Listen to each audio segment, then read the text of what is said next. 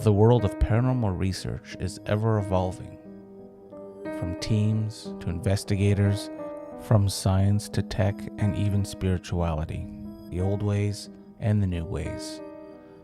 I'm Mike Morin, and come watch as I speak to some of the industry's pioneers, innovative, and most influential investigators. I'm here with Jen and Mondo from 305 Paranormal. Thank you for joining me today. Thank you. Thank you for having us. All right. There's a birthday I saw on Instagram. So one of your guys' birthday? Oh, It's me. Happy mine's birthday. in a couple weeks, but today's hers. Thank you. I'm the Awesome. the birthday girl. Any birthday plans? Any new gear for presents? Oh. Actually, yeah, I have a birthday. It came in today, as a matter of fact. And I got so it's a birthday gear for me, for myself, for us. It's I bought an XLS camera. So not an sweet. SLS, not SLX. XLS. Yeah, that. The 3D. You got the newer top one. shelf version. I like that. Have you Yes. tried it yet? Have you unboxed No, it? literally, I just took it out of the mailbox. It's, Wait, it's yeah. literally sitting right here. It's still sealed in the box. Yeah. That's awesome. I wanted to try the XLS. That's way better than the SLS, I've heard. Oh yeah, with their LiDAR technology and all that stuff, and there's a whole bunch of like newer menu items and like different types of display. So you don't have to see the one like you see like on Ghost Adventures, whatever like that screen. There's like a black and white screen.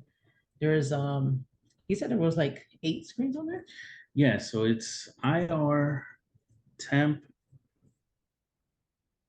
Well, I'm forgetting the other 6 now. I apologize. Yeah, there's a whole bunch, and then this guy is like, I don't even know if they know that, but like if they go through it, there's a whole bunch, and I've seen some of them. I was like, oh yeah, I'm excited.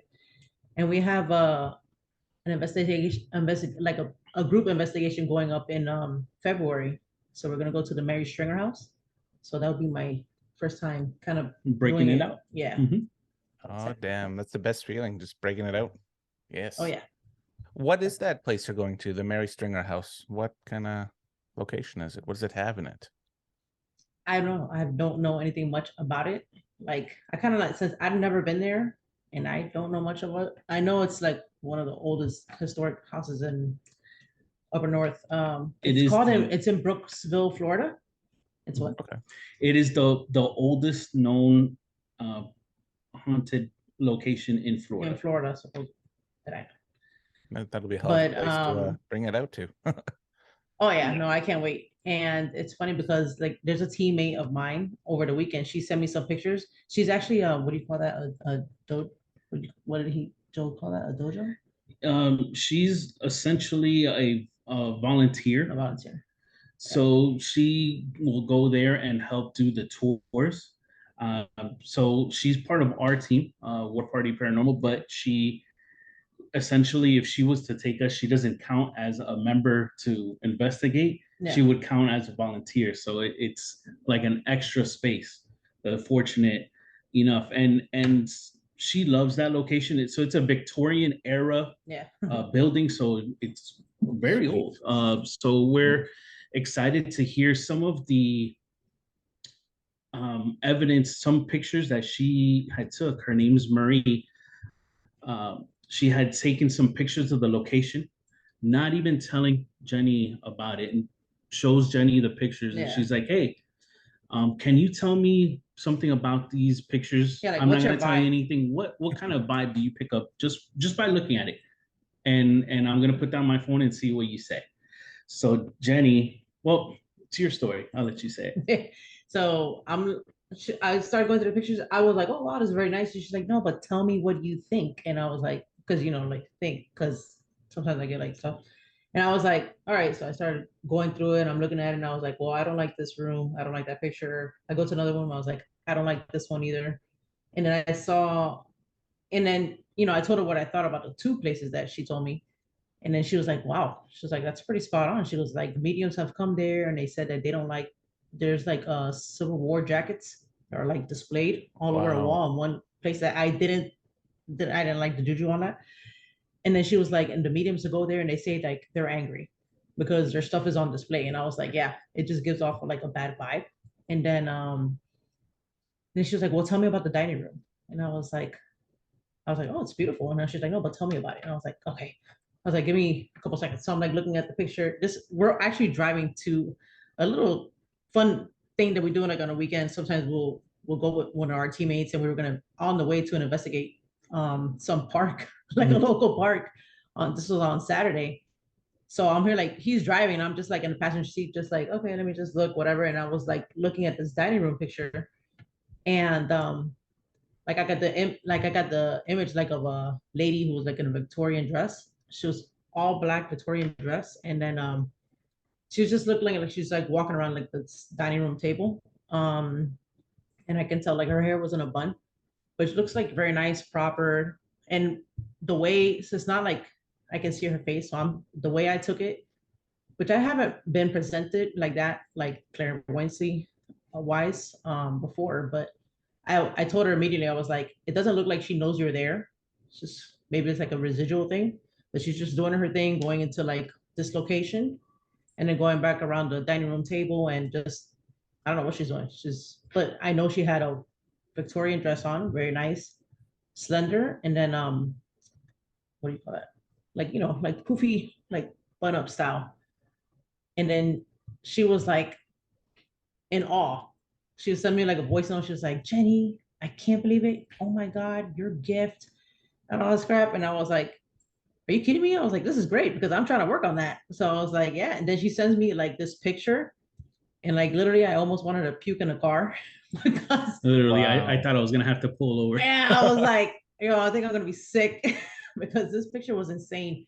I don't know if I can like, well, so the picture that she sent me is actually somebody captured that picture during the daytime. It was like a day, Oh, damn.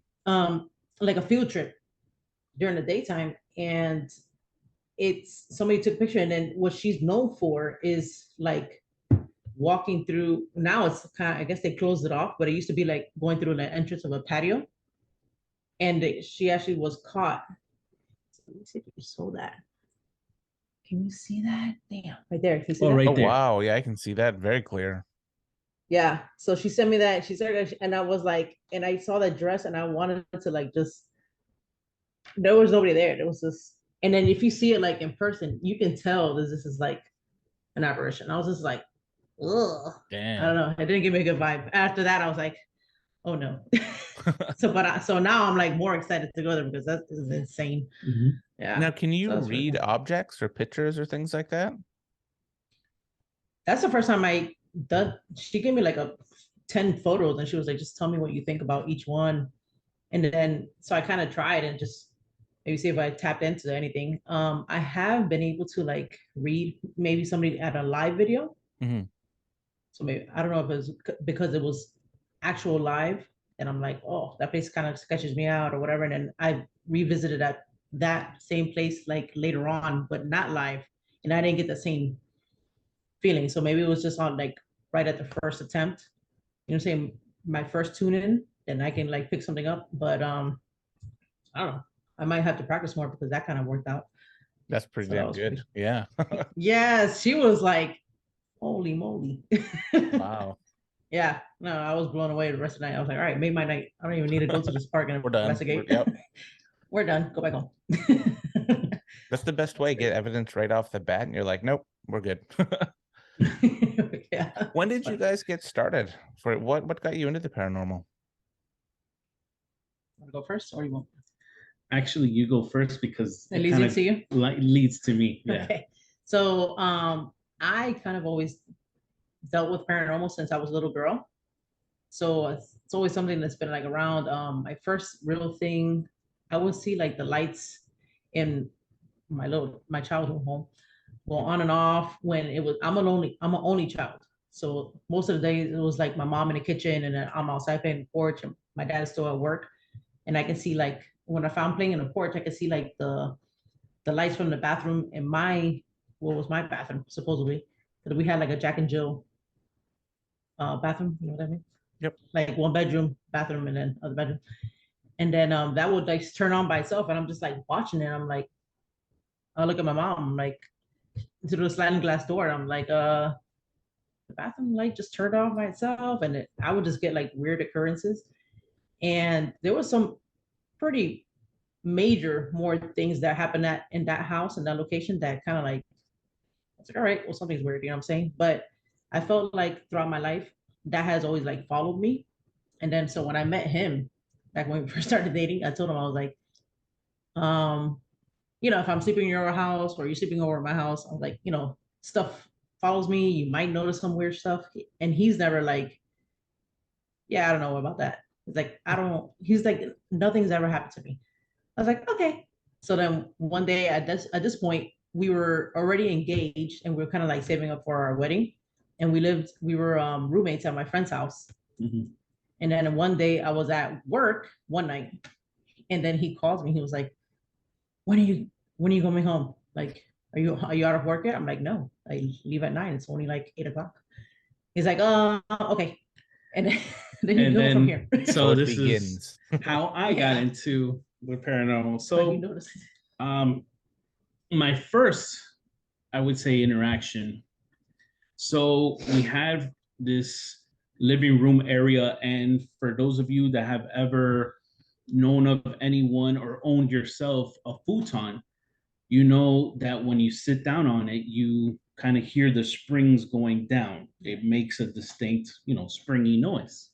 So I'm playing PlayStation 3 at the time, and I'm just playing, and all of a sudden, right next to me, I can feel like literally like if I was walking into a freezer, like a sheet of ice right here, cold. And I can hear the springs going down, and I look right here, and I can see the indentation of like somebody's butt, like sitting down. Damn. Right next to me. So I'm just like, well, no, I'm not gonna acknowledge this. Let's keep playing. So and he was always like that. When I first met him, he was like, he would tell me things. He's like we will go to like Walmart, and in the middle of Walmart, he's like, let me tell you something that happened. I was like, why didn't you tell me when it happened? Like, he's like, I don't want them to hear me. And I was like, yeah. And that thing used to crack me up. I was like, you're probably listening right now. You know what I'm saying? Not that I didn't believe, but just because I didn't get affected, it was just like, okay, whatever. They don't mess with me, I don't mess with them. But then I had my first interaction, and I didn't know how to react. So then it was just like, all right, I'm just gonna wait till I'm far away to be able to converse with her and tell her what's going on. And then, but how did we get into the paranormal? I'll go with her, and then it kind of leads into me again. Well, from there, like, so, I've always been interested in paranormal. I used to watch all the paranormal shows. I still do, I love watching all that. And then one day I think it was 2018. So there's a local, like a historic mansion in Cutler Bay, and it's a Deering estate. So at that time there was what do you call it? Like a paranormal group that was doing like a tour there, and we took that paranormal ghost tour there at night in October. Mm-hmm. And I ended up following Eric, which he interviewed Eric. You right? had the Eric episode with Eric and Mike. Yeah. Yep. So mm-hmm. I ended up following him on IG, and I remember one day he posted, he was like, oh, we're recruiting new members. And I just like, I saw the post and I was like, whatever. I didn't do anything about it. And then it was just like later on that week, I was like, you should really email that place. I was like, I'm going to email them. Okay. So I hit them up, and it ended up being the group, one of the group co-founders, Scotty. That was her email address that I was actually emailing. She was like, yeah, if you want to join, we're going to meet up everybody at some cemetery. And that's kind of like their recruitment place.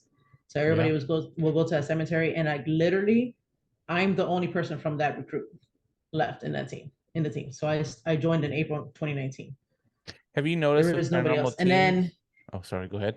Yeah, no. Well, all I was gonna say was eventually he was like, I want to come along, and then. So I came along. I kind of had questions that I wanted answered, and what was very neat was we went into a location that unfortunately no longer exists. It was my favorite location to investigate.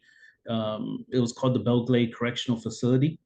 And unfortunately, vandals ended up destroying the place, and they kind of took it away from us, unfortunately. But I was able to get one of my questions answered, and I actually had another experience where I walked into a cold spot and I was deadlocked into, I could not move. And I called Jenny and Scotty, who she had just referenced, and they walk over to me and they're like, "Yeah, it's super cold here. You take a step away in any direction, it's boiling hot because this is a rundown location. There is no Yeah, it's electricity." abandoned And prison. yeah, so I was able to answer what I experienced that day on the futon was essentially a spirit. But it just seems that the more time that I've been with War Party and investigating us as 305 Paranormal, I just seem to have more questions, or I continue getting more questions and not the answers. But it's neat. That's something that I look forward to. It's a learning experience, you know what I'm Yeah. saying? Like I think differently now than when I definitely first started, you know. Mhm. It's just crazy. Yeah. And I'm sorry we cut you off. You were going to No, go ask a question about, Oh. do you see? Yeah, with paranormal teams, because you were saying that you're the last member standing, so to speak. Have you noticed that like there's a high turnover rate in teams, or like a lot of splintering of different teams and all that in your area? I would think I guess maybe I don't know if it's my area alone. I've heard it from like everywhere. Everywhere, But yeah. Up here too. yeah, for sure. You too? Yep. Definitely. And I don't know why that is, because I think everybody should just be like coexist and just learning off of each other and, you know, have a vibe. You know, we're all interested in the same thing, or we got into it because of the same thing. So I'm not sure. But like, so from all the people who tried out from when I went to go like interview, they interviewed me and they like saw me like, you know, kind of working with them or whatever to see if I actually fit into the team. And they liked me enough where I stayed. So everybody kind of like just fell out doing their own thing. One person moved, the other person was like, "Oh, well, I don't have time." Or and then on top of that, COVID hit. It Oh was yeah. kind of like that beginning of that, so that kind of messed somebody else Yeah. up because they're a nurse and they were just like unavailable for like ever. So I mean, just look, everybody's in a different part of their life. You know what I'm saying? We have two kids and they're Yeah. still younger. So, but we try to make it work, you know, because this is something we like. We enjoy it. We like to do it and do this on our free time. Absolutely. I took my daughter, she's 13. I took her on the Nice. first ghost hunt this past summer. We actually got an EVP. She's like, "Was that real?" I'm like, "Yeah." So she was kind of bit by the bug. She's like, "Can I go out with you guys more?" I'm like, "We'll make Was something she ever happen." like scared? She was more scared after the fact because she's like, "Was that person walking around with us?" Because we listened to it was just done on my iPhone. I got a really good EVP. I was using my gimbal, just walking through this old Civil War barracks because we went camping in Oregon. And while we were playing it back after, that's when we heard the EVP. And yeah, I'm like, "Do you want to go back in there?" She's like, "No." Yeah. And it's funny because the way like kids, how they think, like how she asked you, she's like, wait, so is that person like with us all the time? And when we do events, like kids ask us the same thing. And I'm just like, yeah, kind of. I guess there's spirit everywhere. I mean, I don't know if it's following you technically, but if you want to do an EVP here, something might come out. You know what I'm saying? So, and their curiosity, like it makes me think back to when I was a kid and I was just like trying to learn myself, you know. So that's cool. Yeah, like my first experience was a man in like pioneer clothing coming up my stairs when I was homesick from school one day. And Wow. my brain couldn't process that because he looked real, but he, Yeah. I guess, was real one day. But like it made me panic. I called my neighbor, and he was a cop, but he was at work. So his old wife came over. Like imagine just a old lady with white hair coming over with a can of pepper spray, Oh my and God. she cleared my house like SWAT team. There was no one there, no windows, doors open. It was messed up to see. And was how old was like the house you lived in? My parents Was it built it. pretty old?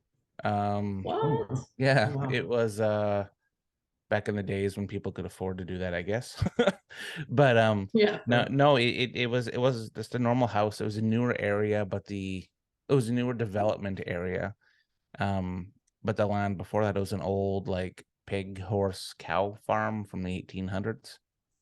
And I know there are a lot of outbuildings. There's like thousands and thousands of acres. It was huge back in the old days. And I'm assuming maybe it was something from the land. Yeah. So, Definitely.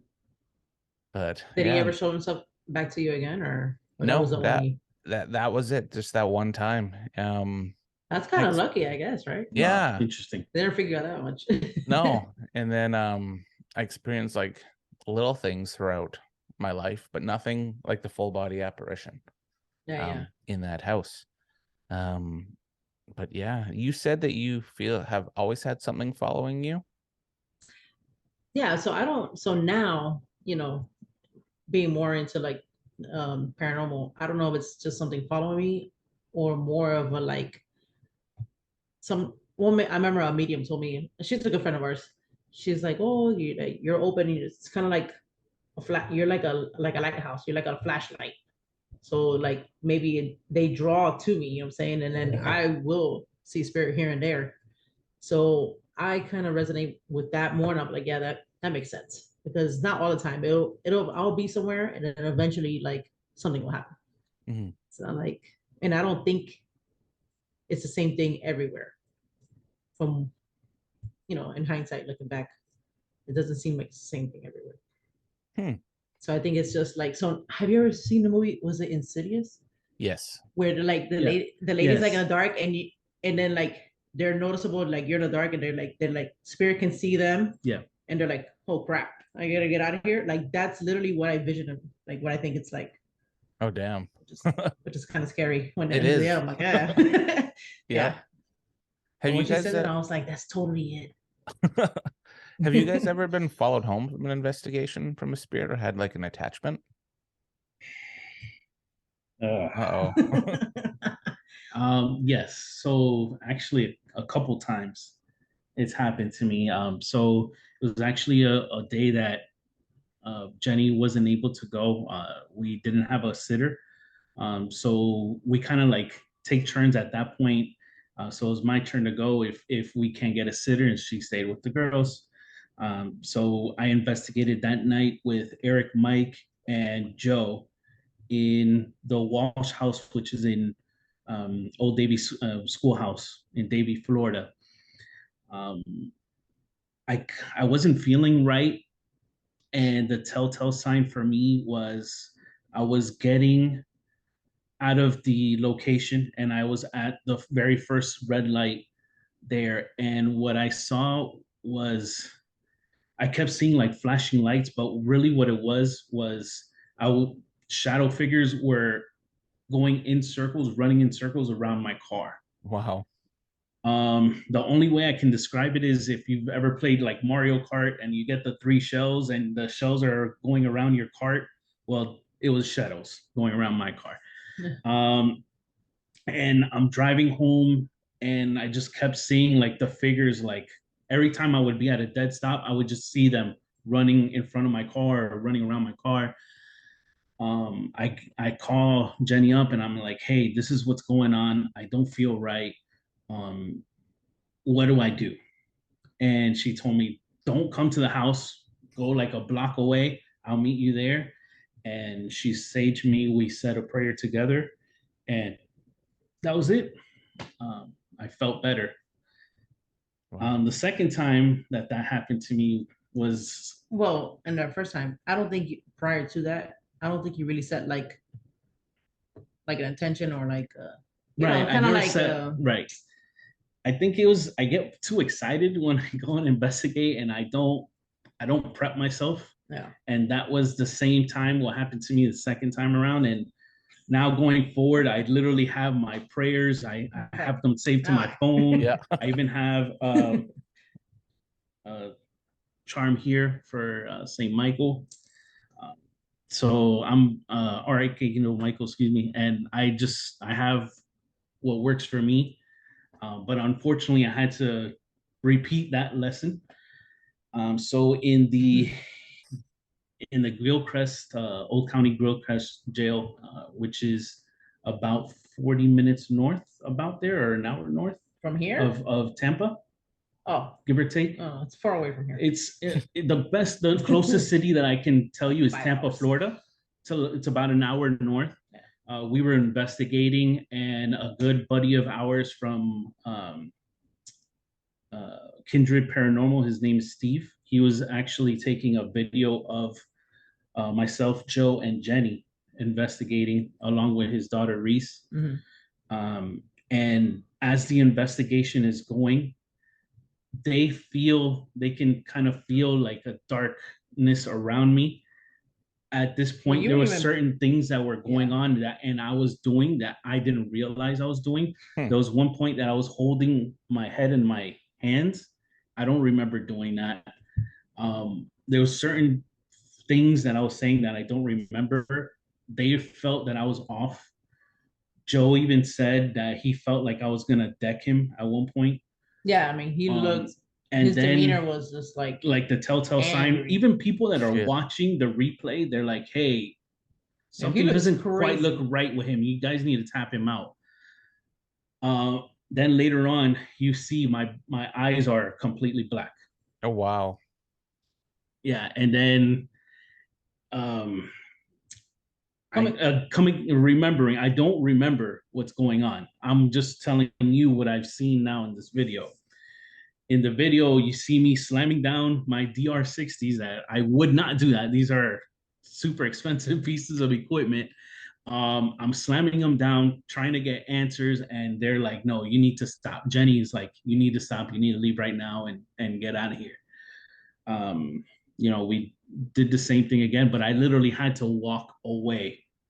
I needed to get away from the location, and even the rest of the day, I was still kind of off. Not that I had something following me around, but I just felt like completely drained. I wasn't myself. Yeah, but you were still like that even a week coming back after here. Even a few days after, even a week, I was just not possessed or anything like that, but just drained, just completely drained. It was like I don't know if it's like more like a residual attachment, but he had still something where I was like, every day salt type of special bath. Like I had him doing a whole bunch of stuff, and finally he was like, you can tell he was like, okay, I feel better now. Yeah, because he was kind of acting a little weird, and I was just like, I don't trust you right now. I don't know, who are you?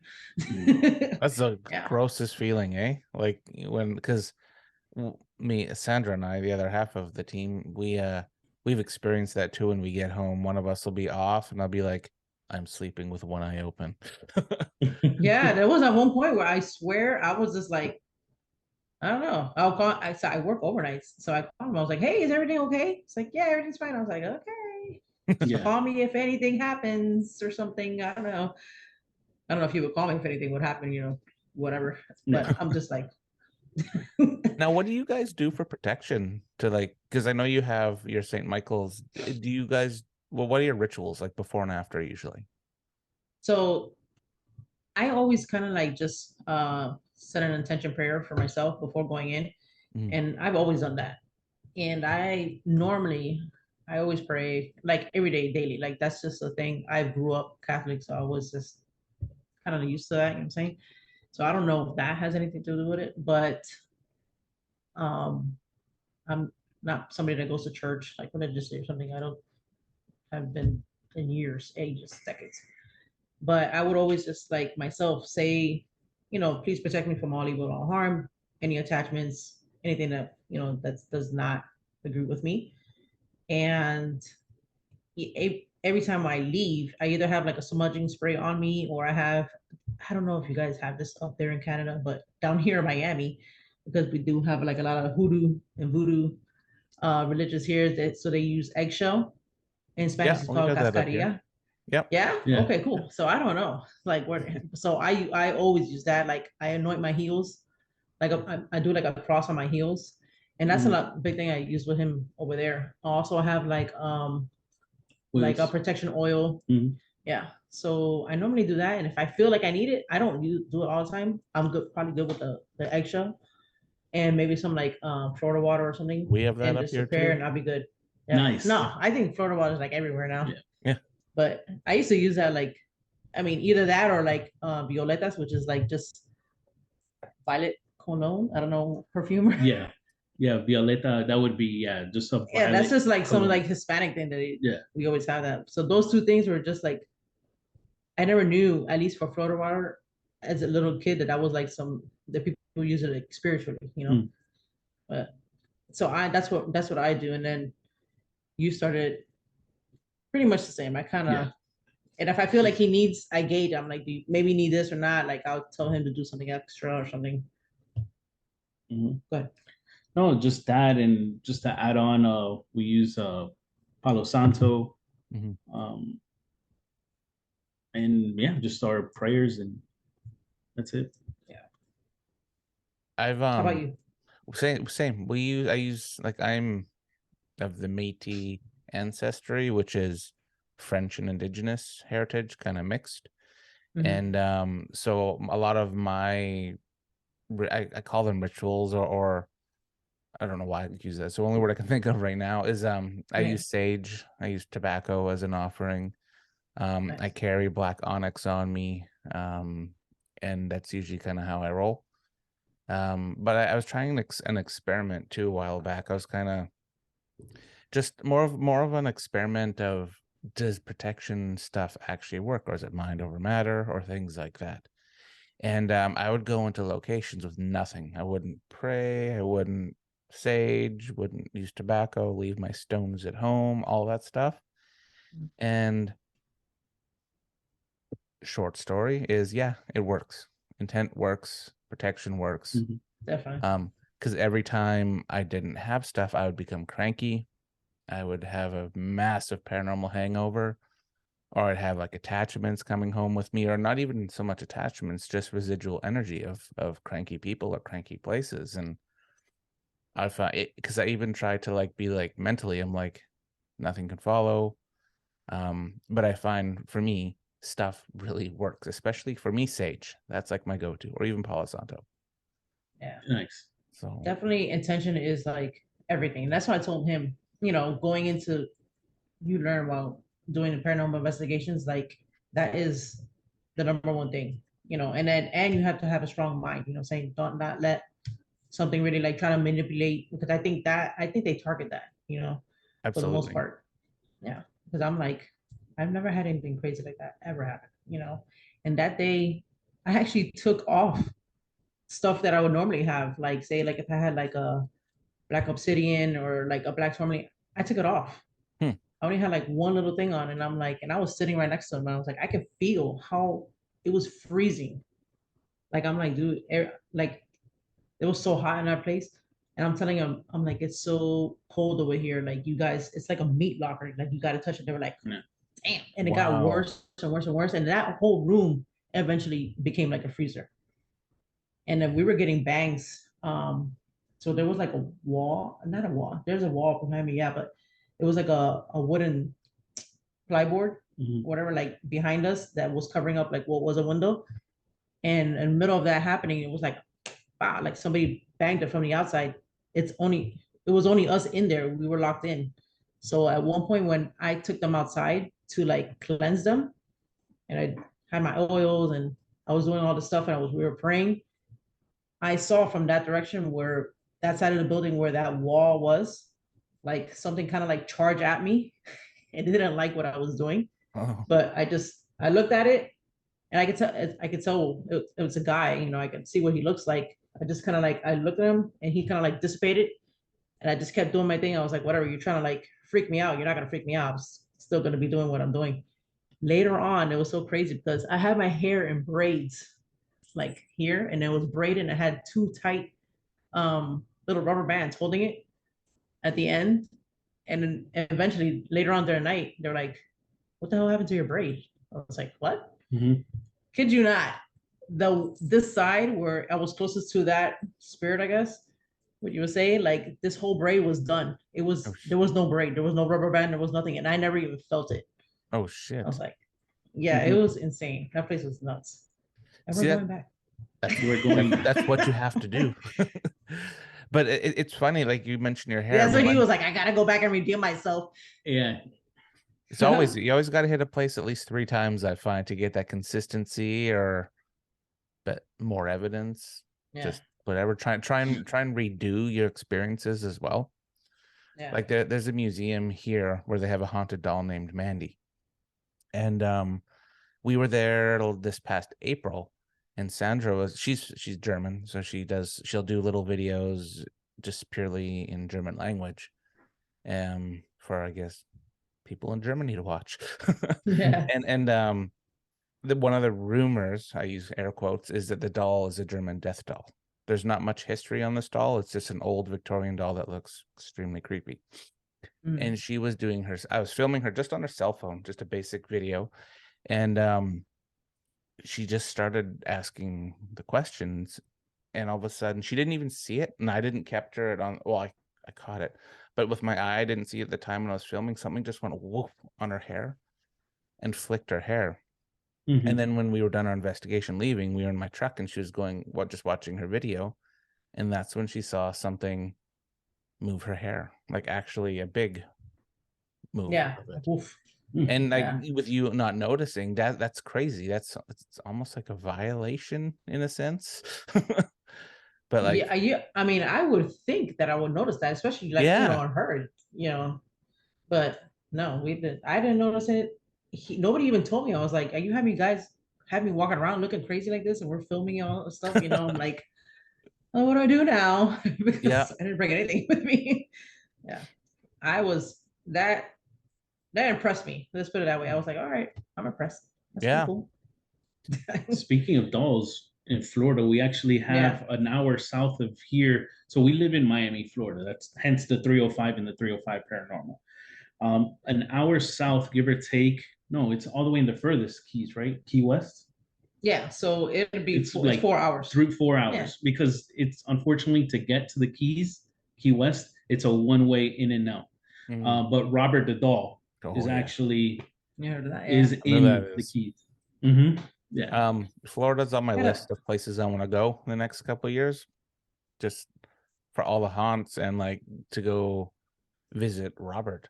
One you thing, gotta get Key West. Key West is, oh my gosh. Key West, Casadega, which is about 45 minutes northeast of Orlando. It's known as this spiritualist capital of the world. We had the pleasure of going there. We filmed for a Spanish show called on Univision. The channel's Univision. It's called Primer Impacto. We filmed with them, give or take, like every other month. We had the pleasure of investigating there with them, and that place was phenomenal. I highly recommend. Yeah, it's very nice. Casadega. But yeah, if you're ever in Miami, please hit us up. Absolutely. We'll gladly take you around. Oh my God, yes. That'd be wicked. In Key West, there's so many stuff in Key West to do that, like the Fort Martello. No, it's everywhere. Everywhere there, yeah. There's so many bed and breakfasts and old Victorian houses there, and then there were old mansions that now they just bundled them up to like resorts, and they're all like have history, haunted. It's wonderful. I love Key West. Nice. But yeah, like with Robert the Doll, one thing like my team does, or I collect and we investigate haunted objects. So I'm so fascinated. I'm very crazy. Like where I'm talking to you, and then I look this way to my left. I call it my spooky corner because it's got all my objects right, like in a big bookshelf here. Funny story is, like I was telling you before we started recording, was we were just in Mexico, and I was looking for antique stores or oddity stores, but I found this really old antique store in old Puerto Vallarta, like right on the outskirts. And I go in there, and Sandra, she's sensitive as well, and she 2 steps in, she goes, nope. And I'm like, all right, so I go in, and I kind of use my senses, or I'll ask her to help me too, and I pulled a photo out of there, like an old Victorian, one of those old, like so similar to like one of these, so similar to that. And wow. Yeah. That night we couldn't sleep. We had the weirdest vivid dreams, and our room was so full, like a full feeling. And it was the worst sleep ever. I bought it. I bought the photo, of course. And oh my God. have it in my house now. It's not in my immediate surroundings here. It's in my bedroom, still in my bag. But I've been hesitant to even take it out of my bag. But the energy on it, I can't even look at it for a long time. And then she's like, "Why do you buy this shit?" And I'm like, why do this to us? What's on the photo? Is it a picture of what? you know what? Since I have the power of editing, I will go get it and I'll show it to you because then I can just clip this part out. Hold on one sec. Okay. I'll show you. See if you can read it. Oh. And we're back. And we're back. So this object is internet connect. Oh, there we go. Is that you or me? You know? I think it might have been you. The internet? Might be yeah. I think we're good now. Okay. So it's still in its cool. packaging. I haven't even taken it out. I didn't even look in it in the hotel. I just kind of tucked it away. So have you had anything, even bringing it to your house? Have you noticed anything? Or I noticed my place is a little more ick feeling. Yeah. But, yeah, we'll see. So do you do anything as far as like for your creepy corner? Do you like smudge it or? Yeah, so my creepy corner, or you just leave it as is? No. My place is my sanctuary. I kind of have a bunch of like stones around it. I have people come in and bless it. I smudge regularly. I have an understanding with that corner of you don't screw with me. You can stay. So this is it. So this is the first time it's out in your house. Ooh. Oh my gosh. Wow, that's cool. Do you feel anything from that one? More like, I'm assuming that's her daughter or something. Like, I don't know what's up with the daughter. Like the one that's on her chest. The mom, she seems like, mess with me and find out. But the daughter, for some reason, gives me like a vibe. I don't know the story on the daughter. Yeah. Do you know anything about it? Nothing. It was literally in an antique store. It almost looks like a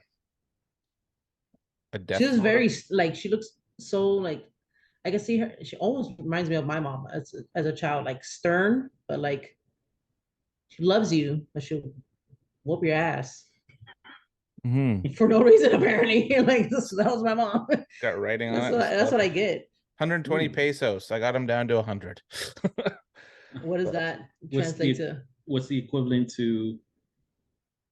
Oh, it's probably Canadian. I don't even know either. 200 pesos is about 15 Canadian. So $7.50. Okay. $7.50. So that would be $5 American, $6 American. Oh, okay. Cool. Yeah. So now it is officially in the corner. Nice. Yeah. You saw it first here, guys. Yeah, for real. You got to keep me updated. Let me know what happens. And one thing I do with these objects, like when I get them, like I'm friends, and Sandra and I, we work with a bunch of teams in Vancouver area, and I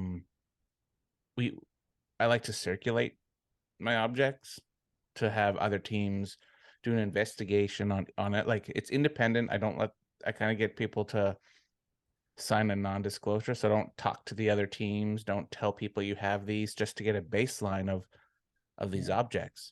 So I'd give them to you, I'd give them to team B, team C, and everyone would have a turn investigating them and documenting what type of evidence they get. That's cool. It's really neat when they get the same sounding EVP, same voice across the board. So it's like, shit, something's on them. Got it. But that's very cool. I like that.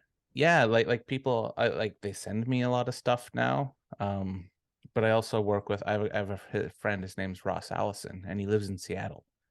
And he's the owner of the Seattle Death Museum, Spooked in Seattle. So my objects go to him sometimes just to display at his haunted museum. So it's kind of nice to bring stuff down and they're like, this is certified. Many of people, and I'll give them all the documentation, all the evidence, and it's certified spooky. Certified spooky. To know that your objects have been in a museum where Oh yeah. hundreds of thousands of people have walked by and seen them. Yeah. That's neat. Yeah, and then Mhm. the one I don't want to part with just because it's really I have a Ouija board from 1953. Like it's a proper Wow. like a proper one, and that's Mhm. got bad juju on it. Yeah. So Have so you they tried say it?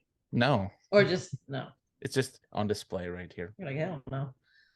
But yeah, no, Hmm. I like Ouija boards. I'm okay with Ouija boards. I view them as the same as a spirit box.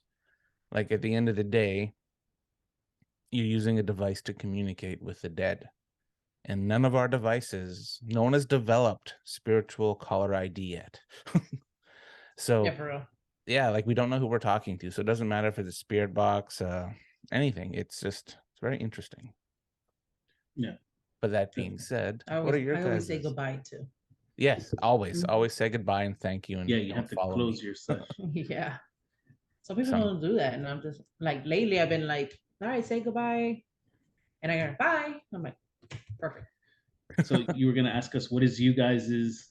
go to on gear because Oh, it's kind of a segue from communication now. yeah. Um. So top, if I had to pick three, What's your favorite? my three faves. Um. So I dubbed them Ken and Ryu for my Street Fighter fans. That's awesome. Ryu, the Japanese model DR, and Ken, the American model. Uh, I would say my number two is my cameras. So we have our cameras and even your phone camera. Your phone camera will capture stuff. If you're in a pinch and you have nothing, your camera batteries are dead, you can use your phone. Use that. Um, we recently were doing the Delco in the Devil's Tree, um, and we were getting the Devil's Tree. What it's known for? There was a police officer named John Schaefer that he was um, essentially murdering women at that Hmm. location, and it's just folks have said that they've either come across the women or John Schaefer himself. We were doing the Delco there. The Delco, for those of you that don't know, it's from our teammate Mike Del Coro from the episode of Mike and Eric. He had come up with the experiment where it's a cross between the Estes and the Gansfield with the goggles. So we're using the goggles, and she's using a spirit box that's connected. Joe and I are asking questions, and then I'm starting to see that Joe is getting more responses back from Jenny using the Delco. So I switched to just taking pictures on my phone. At one point, I start noticing in three pictures, I start seeing what's forming into a face next to her face, and it's in my 305 Mr. 305 Paranormal IG. But it's three shots. I show you three shots of how it looks like, and then the next three shots I circled where you can see the beginnings of a face, which one looks kind of like a forehead, and then one you see more of like Yeah. the bottom part of the face, and then And the you other can one see you don't like see here anything. eyes, like it's so creepy Yeah. because I didn't know obviously what's going on because I'm the one that's under, I guess we would say. And then he showed me after, and I was just like, oh, Crazy. because when I'm assuming there was a couple times where I can hear a male voice say, "Hey there, hey there," and I was just like, oh, fucking creep, And then I felt like somebody do it like this, like standing, but holding me with like both hands like this, and right behind me, and go like, "Hey there." So I don't know if that's and that same time was where he took those pictures, and that's when like this guy's like looking creepy as hell. I was like, oh my god. But also while I was doing a Delco, I can see so sometimes people maybe they don't get visuals. Me, since I tend to get visuals, I would probably be more prone to doing that. So I kept seeing like little skeleton, little no, not skeleton, skulls here, skulls here. So then I kept hearing sometimes here and there like the female voices, and I'm assuming it's like so the girls that passed that he murdered. And then later on, I will see some skulls, and then it went into a skull with a mustache, Cool. right? Which is weird. So I told him, I was like, I saw a skull with a mustache, and I can tell it's a distinct mustache. It's not like a fat one order, it's just like a skinnier pointing down. And then Joe immediately pulls up. He's like, does it look like this? And I was like, holy crap. I was like, that's that guy's mustache. And I was like, so like that's what I'm thinking. I was like, I saw the girls and then I saw him. Like I just kept seeing like skulls popping up at me. So I don't know if they were trying to show me like how many were there in that area. But I think they dug up like they said like 30 bodies or something. Jeez. Yeah. I think it was yeah. A few feet away from the tree on the trail, It was insane. you'll see it. The folks have a misconception because they have what they call the fake tree or the locals tree, and you can tell that that's the tree where you're at. If a few feet away from the tree, you'll see where there's an abandoned structure that was torn down. That used to be a school. That's not the correct tree. The other tree is the real one, and if you can tell, you can actually see old ropes kind of still hanging from the tree. So to answer that question again, so it's one, my DRs, two, any camera, your phone or your other cameras that you may have, and the third most important is, believe it or not, yourself. I like it. My wife. Oh yeah, I'm your freaking my best tool right here. Yeah. But the longer you start investigating, you start maybe not feeling right or getting a bad vibe. Me, I started developing like a sense of smell and being able to hear things that I don't, other people may not hear. I started also start learning to concentrate and visualize by closing my eyes and kind of looking up, but have your eyes closed, kind of looking into your third eye. And I've been practicing that and started to visualize. Start visualizing things. It's neat. The more practice, the better you're gonna get at it. But those are my three keys: DVR, cameras, and yourself. You're your most important tool. Describe your scent, the smell. So, sometimes I'll smell like phantom smells, is what I call them.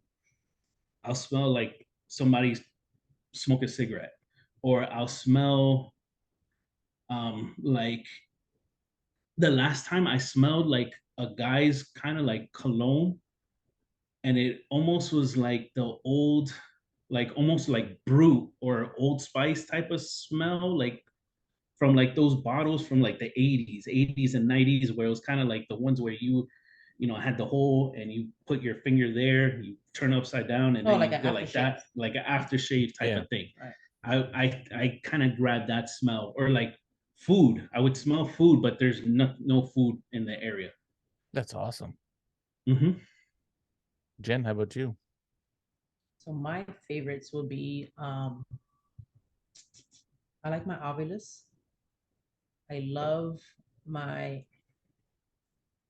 a spirit box. I don't know. I don't care. I'll use my SB, and I just got the S box. That's something I bought over like the Thanksgiving Black Friday type thing.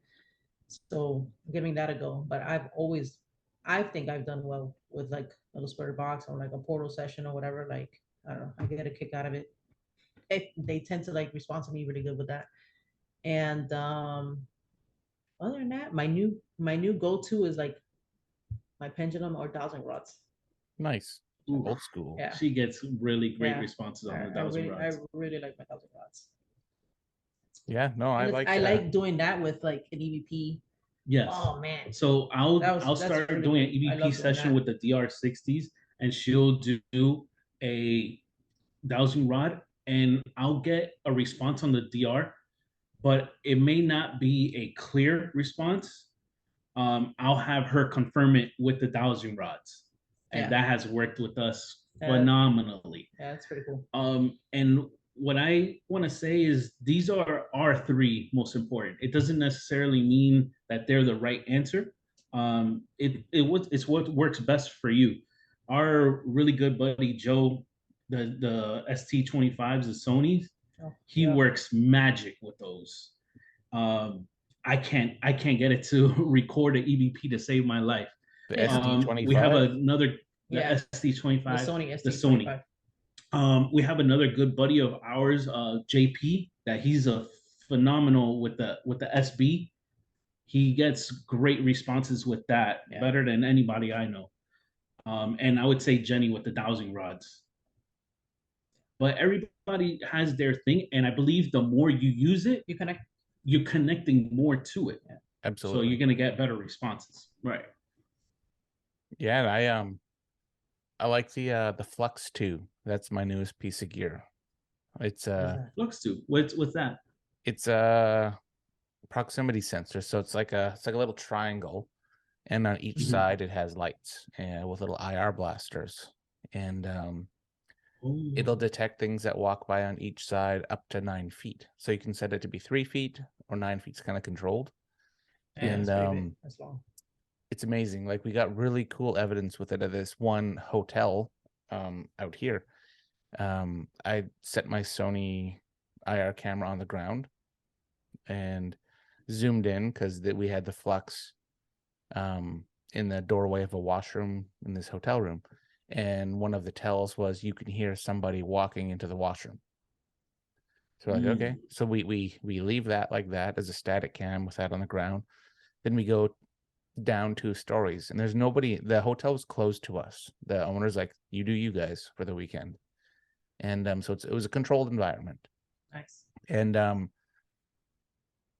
all of a sudden, well, we didn't hear it because we were downstairs, but on our playback, we caught footsteps going right beside our camera, like, and we had a Rode microphone on it, so super sensitive.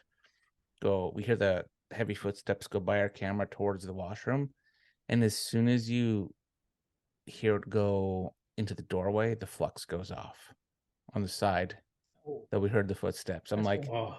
I'm buying this because it was my buddy's tool. He came up from the States, and I'm like, I need to buy one of those now. So I did, and we get a lot of good evidence on that.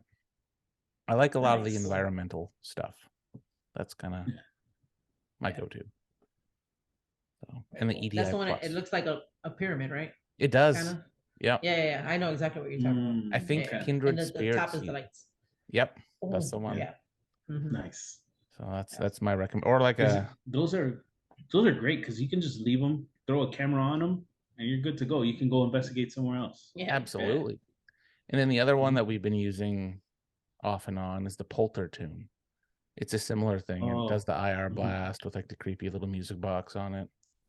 Yeah. But it's a little too sensitive, so it's discretionary into what you're doing.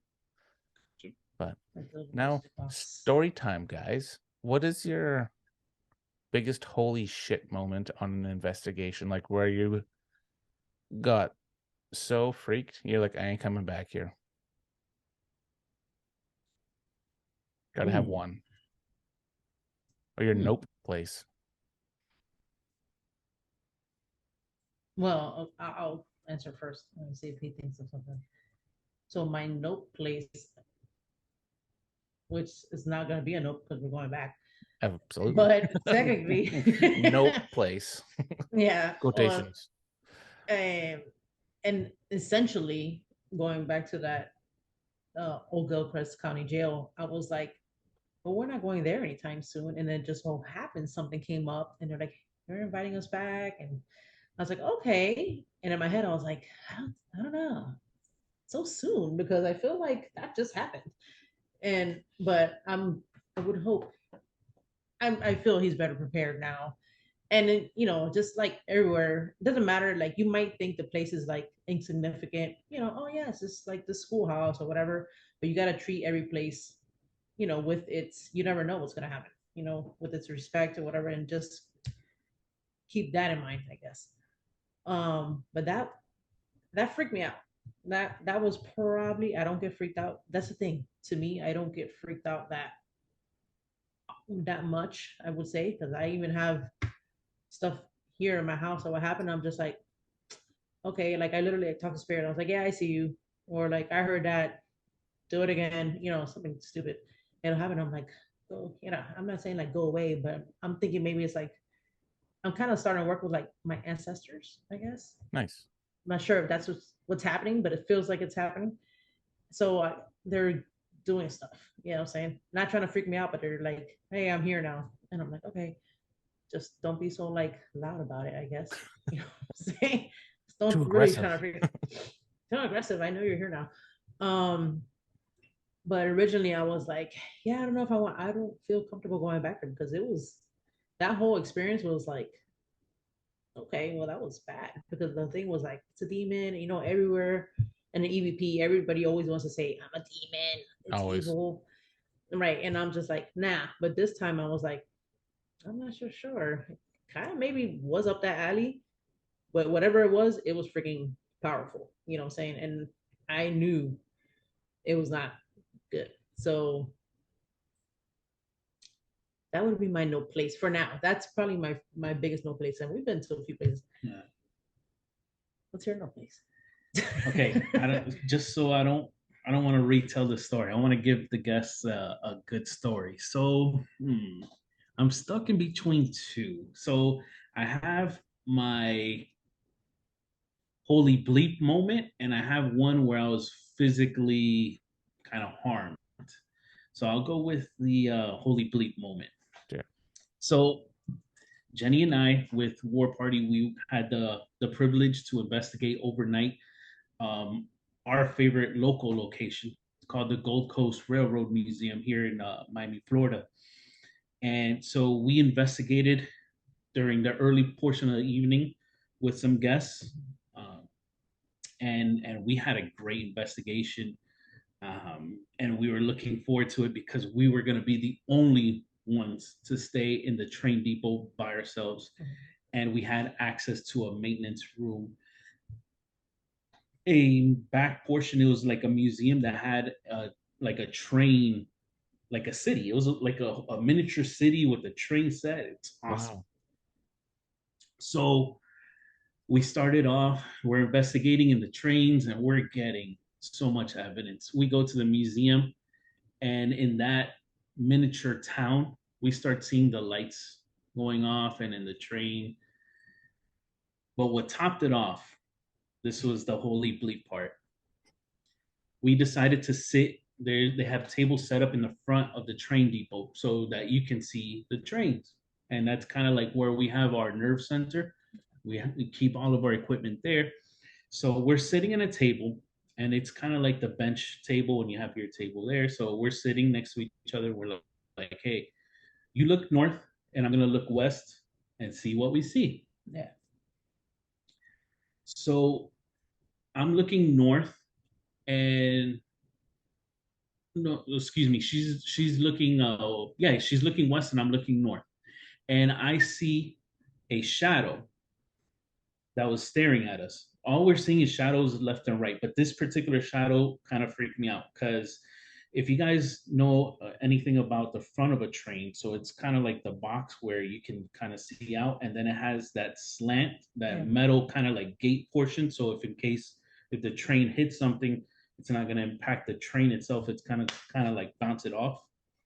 So I saw a shadow figure looking at us from that gate, and what it ends up doing when it realizes that I'm staring back is it kind of morphs and it gets taller and taller, and it goes like this. Yeah, that's rough. Until it's as tall as the whole train, and then it goes to the side. We're seeing the ghosts go by, and then in the train right in front of us, it's called the Ferdinand Magellan. This is the other thing that freaked us out. This Ferdinand Magellan train is there. It's actually the only train that was ever built for the President of the United States. It was used by President Roosevelt, and his first trip was actually, believe it or not, from the White House to Miami, Florida. So we were doing a session there, and we came across a CIA agent that had died there.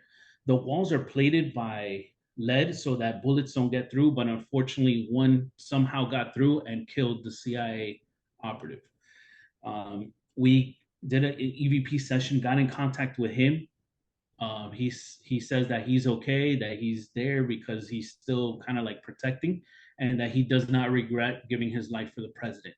So that was Wow. an amazing capture. And that wasn't even that time. That was during the day. So like yeah, some other setting time. up that night, Yeah. well, we end up what Jenny saw, Yeah. and then she shows me, and I see it.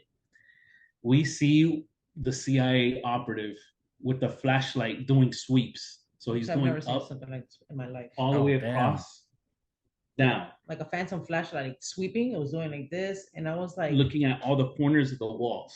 yeah, and Oh, it was wow. so, like sometimes Yeah. like stuff like apparitions, like it will happen like in a flash.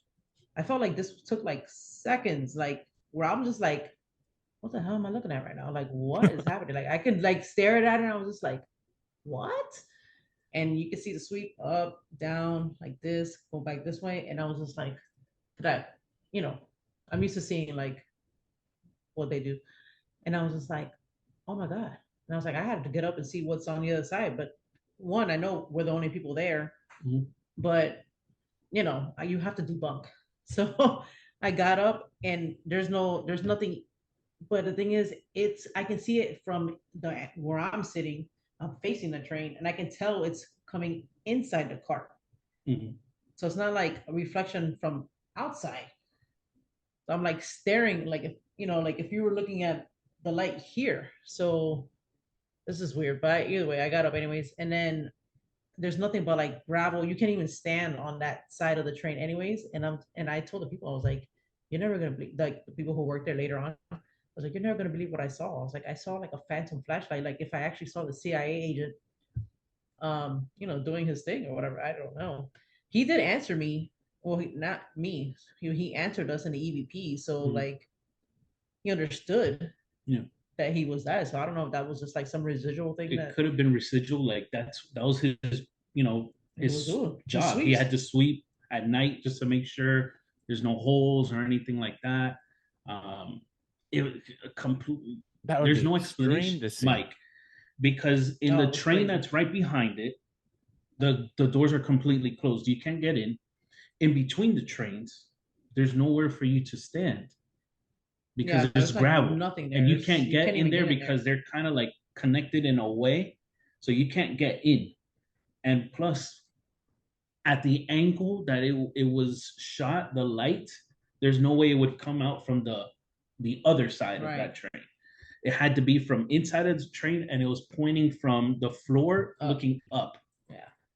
It was wild. That would be my holy bleep moment. I mean, I've never ever It's a experienced holy anything bleep like that. story. Not yet. Yeah. That was wild. That was pretty cool. And what I did like about that EVP with the CIA, um, the gentleman that died, so we thanked him. We like, oh, thank you. What did we say exactly? Thank you for your service, or Thank you for your service, your years of service. your years of service. Mhm. And then he replied back, thank you, or you're welcome. You're welcome. But he, it was a friendly, Mhm. some people, they always get like mean EVPs, like, he liked it. Devil, I yeah. guess he was grateful. Devil. He was grateful that we like thanked him, what I'm saying? And I like to do that. Just even if they're dead, like let them know that we appreciate them. It just goes to show you too, if you come across with respect, you're not gonna get the screams and the yells that some investigators, they kind of come with the bully kind of method, and you're getting the worst responses. If you come with respect, you will get good answers. And even if they're mean to you, if you kind of I do this with the living too. You kill them with kindness. You're Absolutely. gonna get a good response. Fine, I'll answer your question. And yes, I'm here. and it's important. Like Jenny was Yeah. touching base. It's important for us to debunk because that's what gives us credibility. At the end of the day, we can hold our heads up high and be honest to God. We don't pass along fake Like, man, evidence. that did really happen. That really did happen. Yeah, That'd be awesome to experience. Mhm. I Yeah. appreciate how you guys are so respectful. I wish lots like we're I think we were all very similar with that, the respect and all that. And I wish a lot of other teams would follow suit instead of going in Mhm. like, come at me, bro. We want to talk to the Yeah. devil, But like one thing that we've started doing is when we get to the like historic properties or private residence, we have the curator, the owner, the operator, whoever's there, take us on a tour, but introduce us. Because you know the spirits are there. They can hear. They know what's going on. Because Yeah. that was kind of another experiment I did going into. How would you feel if someone came in your house at 12 at night being like, come at me, bro, knock 3 times? Show I me don't you're know. here. The right to Yeah. protect, perhaps. But like but I find we tried doing that, but then the flip side, we would go to a different location and have the curator come through introducing us, and our responses we got through EVP or anything was heads and tails different. Yeah. Yeah, I remember hearing Respect. that in your other episode, and I was like, that's completely smart. Why don't we do that? We should definitely do that. But What like Mike is saying, the people. curator introduce us so that way Yeah, that's they never happened in any understand. locations we've been to. I'm like They normally, understand that we're not intruding in their space. We're coming back later just to have a friendly conversation with them. Yeah. All due respect, hey, we're here. We just want to converse. And I kind of feel it Mhm. gives you an in with the spirits, because Yes, guaranteed they trust the curators because they're there every day. And if curator Joe says Jen and Mondo are cool, I'm sure the spirits would be like, all right, we'll talk to you later. That's kind of my thoughts with it, right? yeah. So I'm gonna try that next time. That is, yeah. Wherever we're going, I'll be like, listen, you need to introduce us. Just try it out. Yeah, for sure. So we do something similar. We call it the name game, and I try to do this early in the investigation. I do the name game every time that we go and investigate. Let's say like we go to the Riddle House, and we bring our guests there. Um, for each event that we do, we'll have, let's say, like 30 folks, and we'll separate the folks into groups of 6, so it's 5 rotations in each of the houses there. We'll have a group come in and we'll say, hey, let's do the name game and see which name of the person spirit would like to communicate with now. And then they'll say the name of whichever one of the guests, and I'll hand them the recorder and be like, hey, it's your investigation. See what questions you get responses to. Yeah.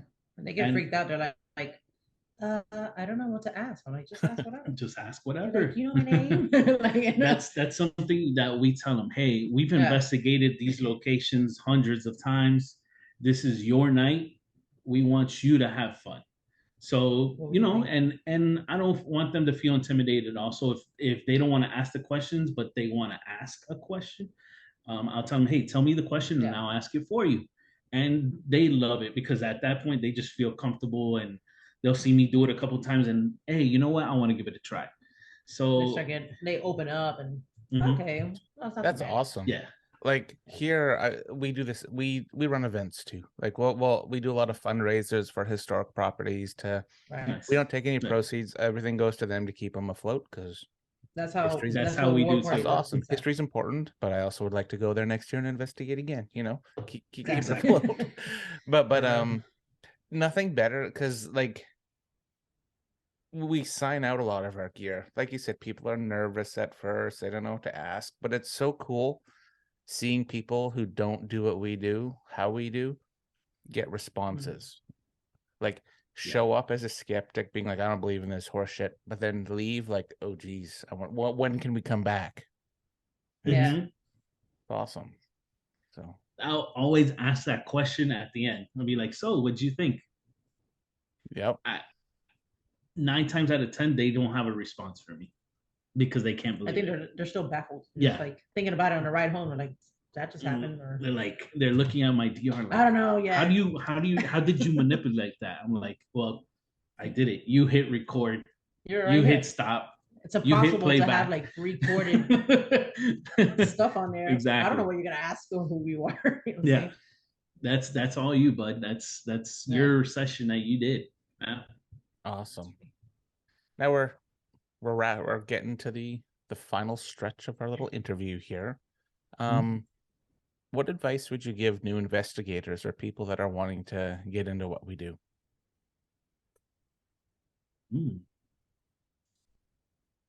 Me, I would say just again, I go back to like intention is everything. So always keep that in mind, like either for protection for yourself and for your team.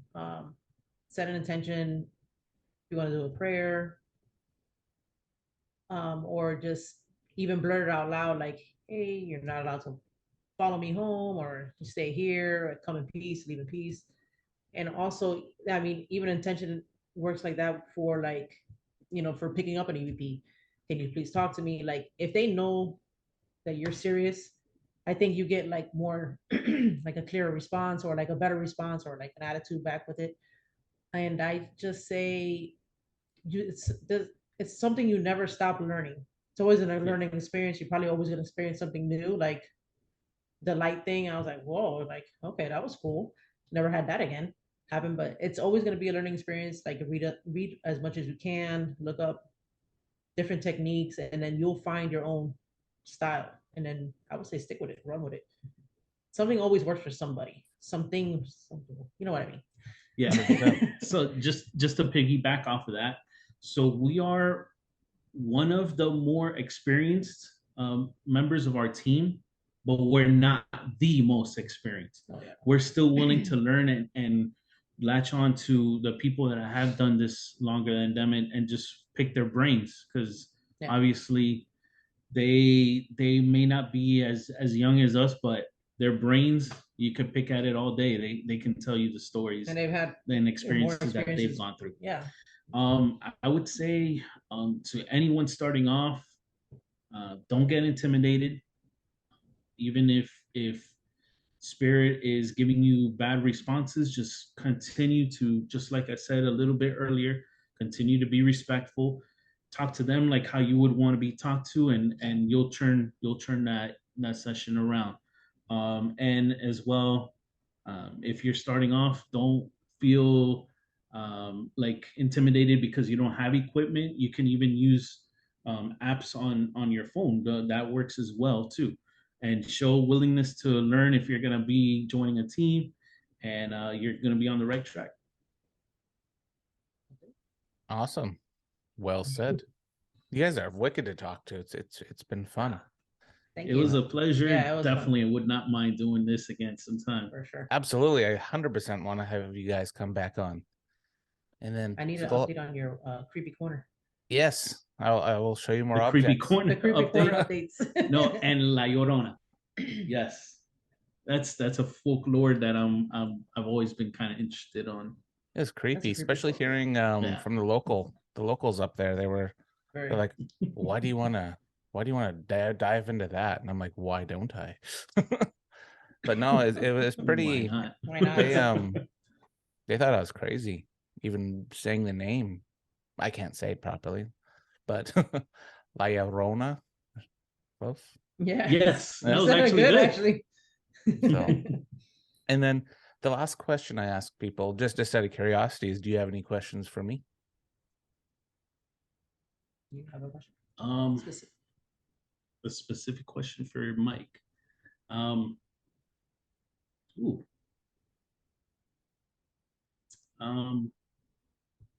That I can think of no. I have one. What is your? Well, I want to know what's your favorite piece of equipment, and what was your like holy crap moment?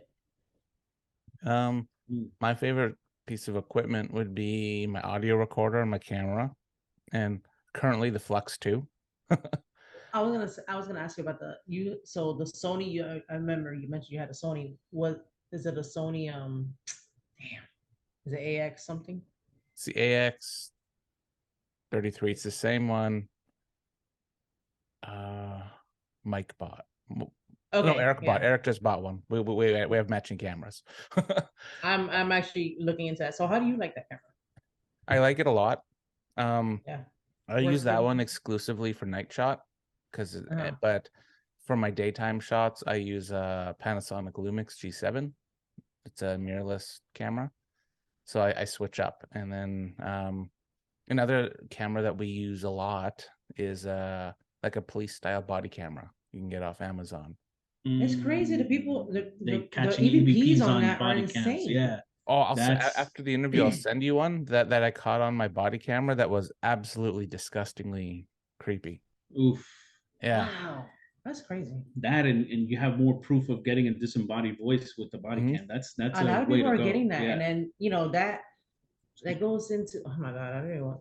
We can go in for days for that, but like we get cops, and I'm like, okay, something must have happened to you that you're coming over here. You want to see what's up with the paranormal, and I believe it's because of the body cam footage and Mm-hmm. you Mm-hmm. know stuff like that.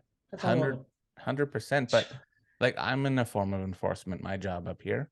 And like I see a lot of like dead things, yeah, yeah. people and animals and all that sort of stuff. And that also piques my interest with the paranormal in the afterlife. Just like seeing so much of it, you Mhm. wonder. And then like a quick story I have about that is I went to a sudden death call probably 4 years ago. It sticks out. It was just this dude. He was dead for a couple days. It was kind of gross. Um, but that night I have an investigation, like a paranormal one. After work, we always leave like this, leave all that shit at work. Um, but then when I get to this investigation, the medium we were using, he was like, dude, who's with you? I'm like, no one. Oh, And he described this man to a oh my T. god. And he's like, How dude, this guy's pissed off you're at his house. I'm like, well, I had to be. that was um, called there. yeah. And he's like, well, he's really upset at you. So I'm like, well, what do you want me to do about it? And I'm like, can you? And then long story short is he like cleared him from me, cut the cord, we call it, and Yeah. resolved it all. So creepy. Nice. So yeah, and Wow. I that never kind even of thought about that now. yeah, Like now I'm thinking about like, police officers, they see a lot of like, crime scenes and stuff like that, homicide scenes. Do they ever bring any of that back? And you ever think about it? Like that's what they say. People who work in hospitals, you might always be bringing around it. stuff back. Yeah, Damn, that's crazy. yeah. Wow. Mike, I actually did think of something to ask you. So I wanted to talk about bucket lists. So we actually had the pleasure of, I think Mike with the whole bat and Oh my god. creeper story. Waverly We Hills. always laugh at that. We were actually 2 stories up, and we heard him We heard say Eric that freak whole out. Yeah. Eric freak out thing. So Waverly Hills was on our bucket list, and we were able to exit out, and we know the Riddle House is on a lot of folks' bucket list, and we had the pleasure of doing it. One of our locations that we would love to do that's on our bucket list, it's called the Eastern State Penitentiary in Pennsylvania. Yeah. That's definitely on our list. But what about you? What's on your bucket list of locations to hit up? I share Eastern State with you. The Conjuring House, but I wouldn't want to be Ooh, there on That's a my tour. second. yeah, it's number 2, I would Yeah, say. I would want to be 100%. locked in there, no tours, no nothing, just straight gear and investigation. That would be my stipulation. So when I win the lotto, that's how I'm gonna roll. There But you go. Yeah. yeah, I would no, love to that do that. Even our, I don't want to speak for you, but my favorite show right now is Destination Fear, and I love yes. the whole aspect of them. All right, Lights lights out. out for bedtime, and you just have this Yeah, I think one that's so. Yeah, I like random that. piece of equipment. I would love to do that in like the Eastern State or the Oh Conjuring. yeah. I Anywhere. want to try that. Yeah, I'm dying to try that out. For me, also the Sally House. I want to know if it's actual urban legend or a real ghost that's there. That would be one that I'd want to check. And the Axe Murder House. Those are the ones that I The Velisca, right? Velisca, Yeah, Velisca, yeah. yeah. nice, So nice. Hopefully we get to go there. Maybe this year. Yes. We'll see. wicked. Cross So fingers. and then my holy shit moment would have been I got choked out at a house by a spirit. I actually felt its hand go like this and squeeze. Uh-huh. No way. Yeah, I tucked tail and And ran how out did of you there deal pretty with that? quick. Yeah. So Did Yeah, you feel that's brutal. like did you feel like that affected you afterwards, or that was like when you ran out, that was it? it made me rethink investigating. It made me rethink everything about the paranormal field. Absolutely. I went on like a 2-month break of don't want anything to do with it because I felt an odd guilt or wrong word, anxiety. Okay. Because I'm like, what if it changed me? What if it's still with me? How can it actually do that? A lot like you guys, I'm very respectful on investigations as well. But sometimes when I'm asking questions, my work hat will come on and I'll be a little more assertive. And sometimes I feel that could come off as like, dude, chill. And because that's what happened. I was started to ask questions a little more, not aggressively, but assertively. And even our medium was like, shit's going down. And then I simmered down and but it still had an issue with me and clearly did that. So that would be my holy shit moment. Yeah, And it's creepy. I understand where you're coming from. Yeah. in this house, I've been investigating it. It's one of the ones we do a fundraiser for. Love it. We go there twice a year. I've been there every year since 2015. And Nice. Should be used to you. I think it is. Well, he's used to me. I'm old news, but whenever I bring a new investigator or somebody new to the team or on the team comes, they turn really negative, aggressive towards me.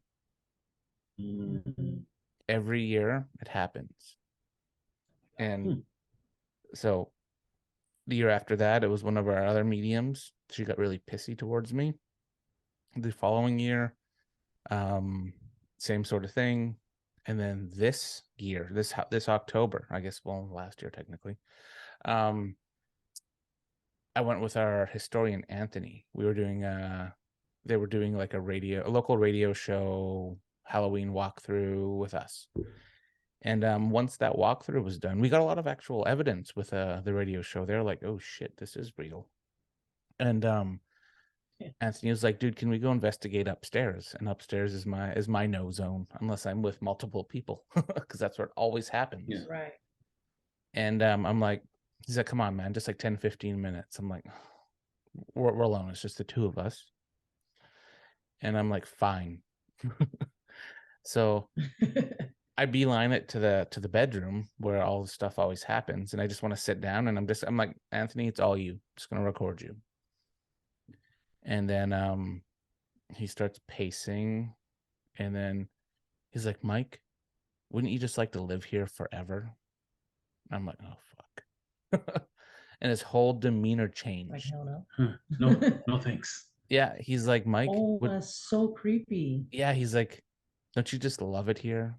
Couldn't you just live here? Couldn't you just stay here forever? And then like I'm kind of starting to shake in a way because I'm like, oh God.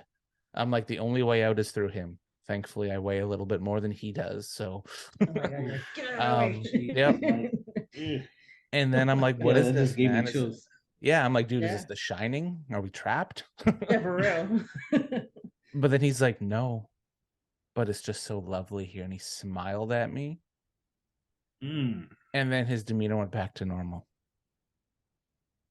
I have it all on film. It was pretty good. That thing was messing with you big time. Yeah. So when I saw Anthony was back in a way, I'm like, all right, time to go. Yeah. So, you think I just got here? You're like, no, you're not. Come on. Nope. You don't have to go home. You might not remember him. I remember it. Goodbye. Yeah. Exactly. So this house is kind of like my holy crap place. So what I've been doing every year, I've been documenting and just clipping little bits of films from the investigations we've done there, and I'm putting together like a little documentary on it.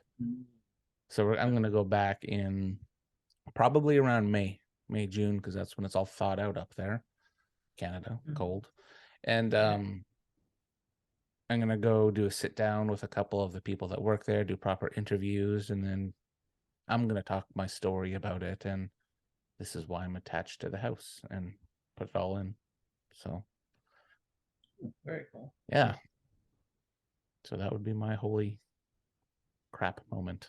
That's a good one because that That is creeped me good. out. Yeah. Yeah. I think things like that, where it's like almost like messing with you psychologically, scarier than like seeing like Phantom Night. I'm like, damn. I'm like, well, that's crazy, but it doesn't scare me. You know what I'm saying? Right. And it takes something like that where it's actually like It's it knows real. it's messing with you. Exactly. And I'm like, okay, bud. You know what I'm saying? I got you. Yeah, That and to me that's is what freaks me out more. that's one of my worst fears with and I think the spirits can pick up on it is